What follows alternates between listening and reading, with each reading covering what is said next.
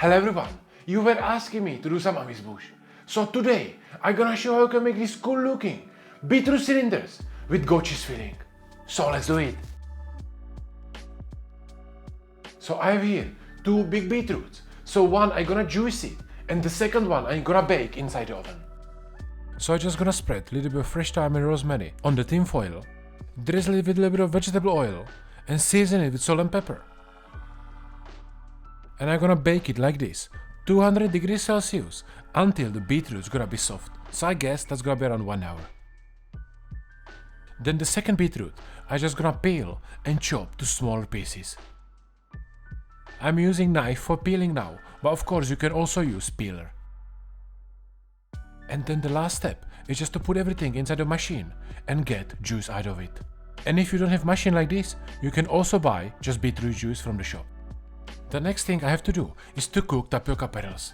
So I get some boiling water, put tapioca inside, and I'm gonna cook it on medium heat until the tapioca is gonna be soft and translucent.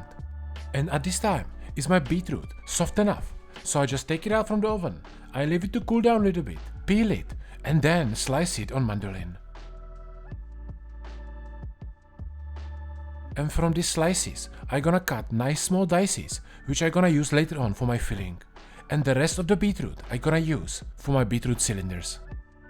And one piece of beetroot have to go to my food inspector, because first of all, he loves beetroot, and second of all, he's food inspector, right?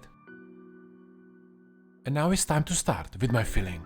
So I mix goat cheese and double cream inside the bowl first. I recommend you to use a whisk, not a spoon as I did before. I season it with the salt. Then maybe 20% I'm gonna keep inside the bottle and the rest I'm gonna use for my filling. So the rest of the goat cheese I mix with my beetroot dices. I also put some fresh thyme and black pepper. I mix it slowly together so I'm not gonna destroy the dices. And I just put it inside a piping bag and then I leave it inside the fridge for later.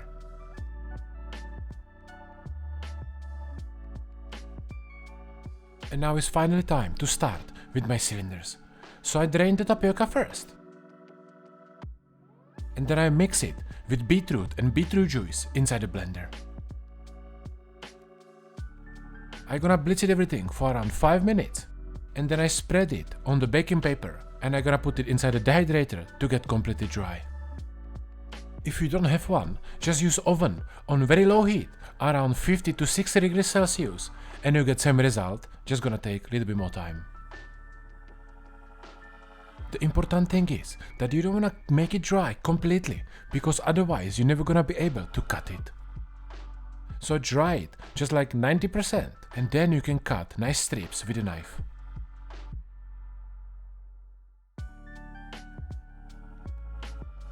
And then just put it back to dry completely.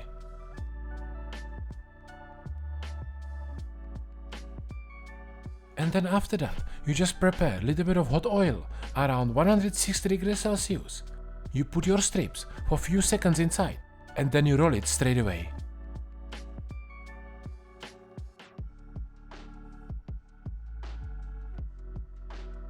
Push it a little bit and in a few seconds the cylinder gets set and you can use it. You can easily adjust the length and the thickness.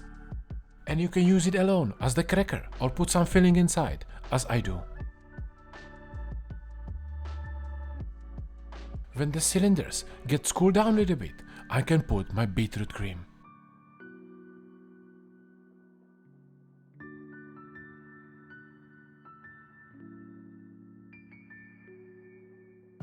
And do you remember the bottle I kept inside the fridge before? Now it's time to use it. So I'm gonna make a few small dots on the top and then finish it with baby nasturtium leaves. And that's it guys, I hope you enjoyed this recipe. If you did, don't forget to give a thumbs up. And if you want to get another inspiration for different canapes, check out this video and learn some more from me. Thank you for watching and I see you soon.